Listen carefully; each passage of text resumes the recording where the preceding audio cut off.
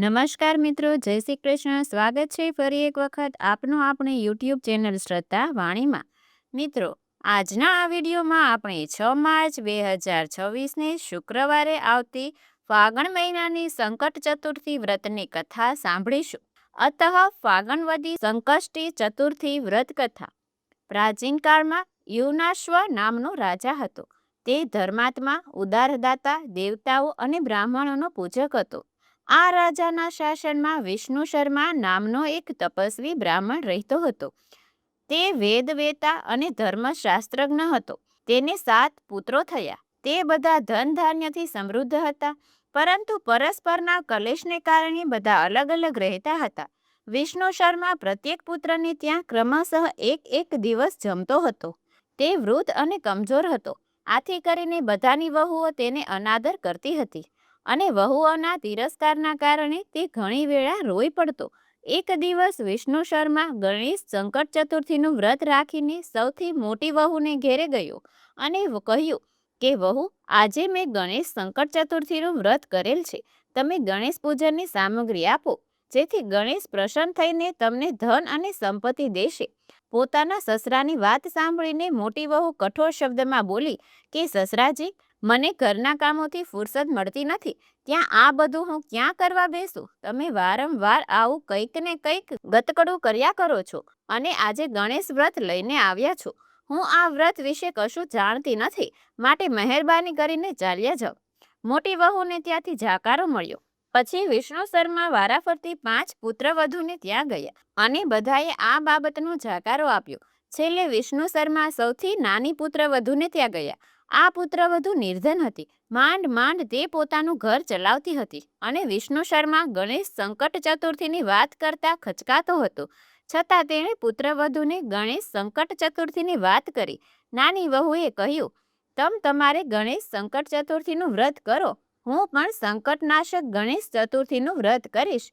આનાથી આપણા દુઃખો દૂર થશે કે હળવા થશે? આટલું કહી સસરાને ઘરમાં બેસાડી નાની વહુ આડોશ પાડોશમાં ભીખ માંગીને ગણેશ સંકટ ચતુર્થીની સામગ્રી એકઠી કરી ઘરે આવી અને સસરા માટે લાડવા બનાવ્યા. ચંદન, પુષ્પ, ધૂપ, અક્ષત, ફળ, દીવો, નૈવેદ્ય અને તાંબુલ આદિથી સસરા સાથે ગણેશજીની પૂજન વિધિ કરી અને પૂજન વિધિ પત્યા પછી તેણે પોતાના સસરાને સંતોષથી જમાડ્યા અને પોતે નિરાહાર રહી અડધી રાત્રે વિષ્ણુ શર્માને ઝાડા થઈ ગયા. વિષ્ણુ શર્માનો પુત્ર ઘેરે ન હતો. પુત્રવધુ એકલી ઘરમાં હતી, છતાં તેણે પોતાના સસરાની સારી સેવા કરી અને આખી રાત તેમની પડખે બેસી રહી.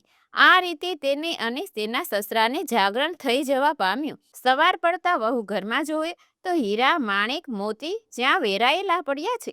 તેના સસરા પાસે જઈને તેણે આ વાત જણાવી અને કહ્યું કે આ બધું હીરા, માણેક, મોતી કોઈ ચોર તો નાખી નથી ગયો ને? કોઈ આપણને ફસાવા માંગતો નથી ને? સવાર પડતા વિષ્ણુ શર્માના ઝાડા બંધ થઈ ગયા. તે હવે કંઈક હોશમાં આવ્યો હતો.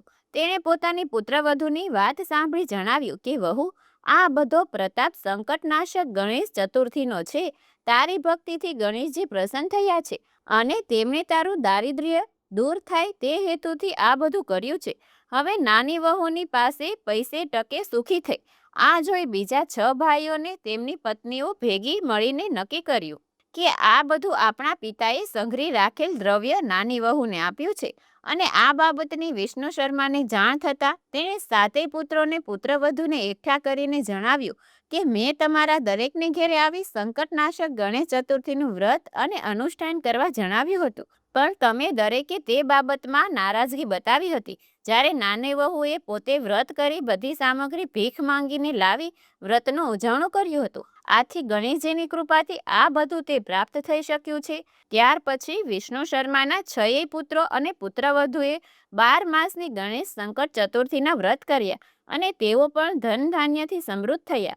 હે ગણપતિ ગજાનંદ મહારાજ, જેવી રીતે આપ વિષ્ણુ શર્માને ફળ્યા, તેની પુત્રવધુને ફળ્યા, તેવી જ રીતે આપ આ વ્રત કરનાર, વ્રત કથા સાંભળનાર, વાંચનાર, વિડીયો જોનાર તથા સાંભળનાર સૌ કોઈને ફળજો.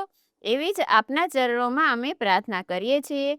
તો મિત્રો, આજે આપણે સાંભળ્યું ફાગણ મહિનાની વદ પક્ષમાં આવતી સંકટ ચતુર્થીનો વ્રત કથા. આશા છે કે આપ સૌ લોકોએ પણ મારી સાથે આ વ્રત કથા સાંભળી હશે. વ્રત કર્યું હશે અને જો કોઈ કારણોસર વ્રત થઈ શક્યું ન હોય અને આ કથા પણ સાંભળી હશે તો પણ ભગવાનની કૃપાથી આપને આ વ્રતનું ફળ મેળવવાને ભાગીદાર બની જશો. તો વિડીયોને લાઇક કરી તમારા મિત્રોને મોકલી અમારી ચેનલમાં નવા હોય તો સબસ્ક્રાઈબ કરવાનું ભૂલતા નહીં કે જેથી કરીને આવા જ અવનવા વિડીયો આપ સૌને મળતા રહે. ફરી મળીશું નવા વિડીયોમાં. ત્યાં સુધી આપ સૌ લોકોને અમારી ચેનલના જય શ્રી કૃષ્ણ. ધન્યવાદ.